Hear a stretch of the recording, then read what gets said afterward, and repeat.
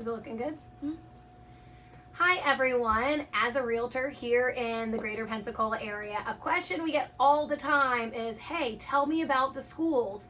And there's something in our area called school choice, and Chris McFarland is the coordinator of that for Escambia County. Can you explain what school choice is?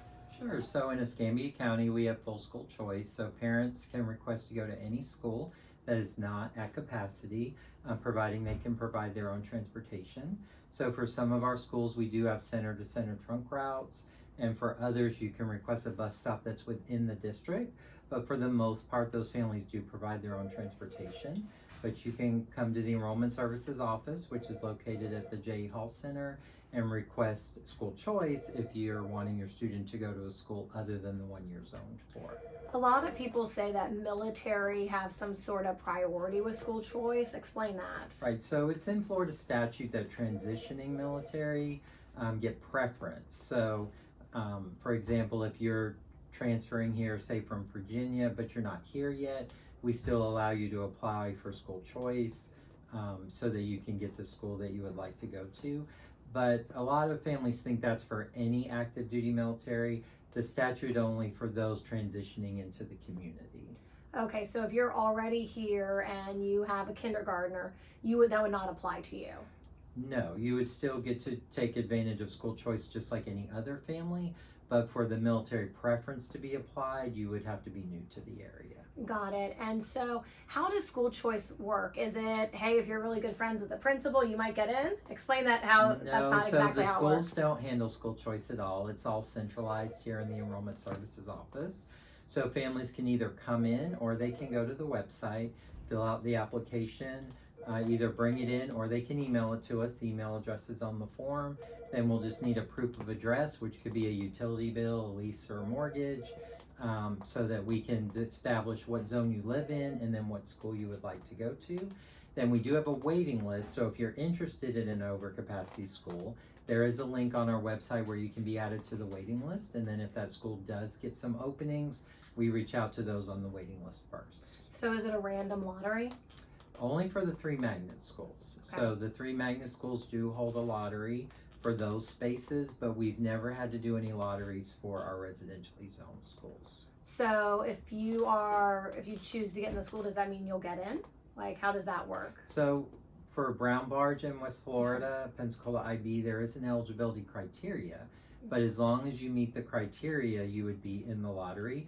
The lottery does have metrics where it takes into consideration the gender, so we have half male, half female. It takes in race, so it matches the race demographic of the district, and it takes into account the zone you live in, because magnets have to have representation out of each zone.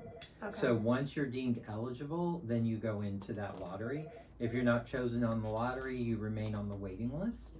But we only do that for the 3 magnet schools. For the other schools, if you're on the waiting list, it really is more of a first come, first serve. The waiting list is time stamped as to when you're added.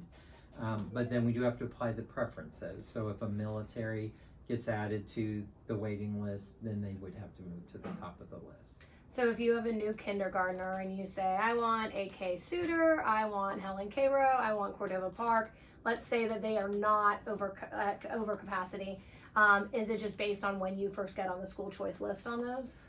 Right, so if you were to go with that selection, you would get Helen Cairo because that was your second choice, and then you could be on the waiting list for Suter, which is at capacity. Got it. So most families get their first choice, but if that's a overcapacity school, they'll get their second choice, but then they can be on the waiting list for their first choice. So those are pretty good odds. If you're submitting for school choice and there is capacity, you have a very good chance of getting into one of your top 3. Absolutely. That's good to know. I have a lot of friends losing sleep right now about that because they don't understand the process. Right, so if you do controlled open enrollment, for example, and you put Cook first, Suter second, Cordova third, you're going to get Cordova because that was the only school on there that wasn't at capacity. But then you could be on the you'll always be on the waiting list for Cook because that was the magnet. And we don't take kids out of that lottery. So then if there's any additional openings, we only select from the ones that are in that lottery. But then you can be on the Suter waiting list, where if Suter ever had any additional openings, we would go to the waiting list first. Got it. So you don't need to reapply the next year. You Well, stay for there. Cook, you would have to reapply. Okay. So for Cook, you would have to reapply each year, but you wouldn't have to reapply for all the residential stones. You would remain on the waiting list till there was an opening. Okay, got it. And I had a parent ask, which school would you say is best for children with special needs? I don't know if you can say that. So we don't recommend schools because we advocate for all the schools. However, we do have an exceptional education department, and I would encourage that parent to reach out to them because it is possible that the needs of that IEP, which is the learning plan for that student, could be better met at a different school. But we don't do that here in our office. The ESE department handles all of those accommodation requests. So you get, let's say you get into the elementary school you want, then do you do this all over again when you get to middle school? Yes. Okay. So we do controlled open enrollment for middle and high school in the fall, and then we do controlled open enrollment for elementary in the spring. So that's when you would apply. When controlled open enrollment is over, we still take applications, but that's only for schools with remaining capacity.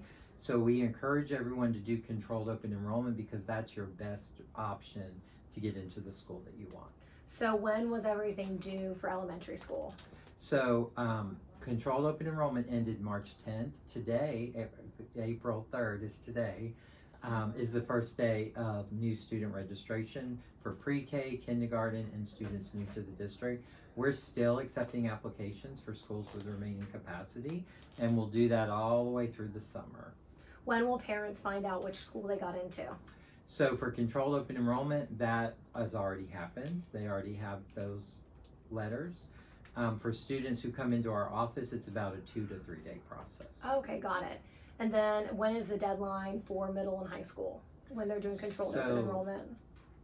So controlled open enrollment for middle and high school will start in November. So it's over for this year. Got it. But they can come in and fill out paper application if they miss controlled open enrollment.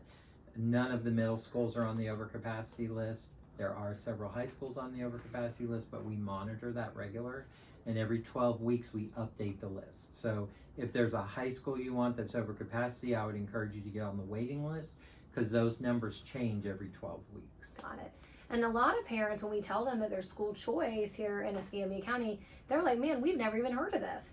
Why was that even brought to our area? So that is a state initiative. As you know, the governor, legislator is very big on school choice.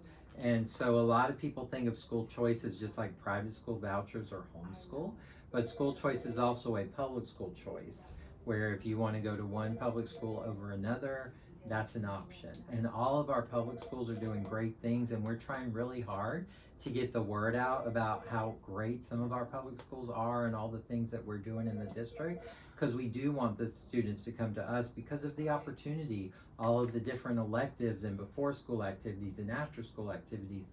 These are all things that the private schools, the home schools don't offer, but that we can give you through the public schools. And going back to the magnet schools, what are your chances of getting in since it is a true lottery? Right, so that does vary every year based on the number of applications that we receive.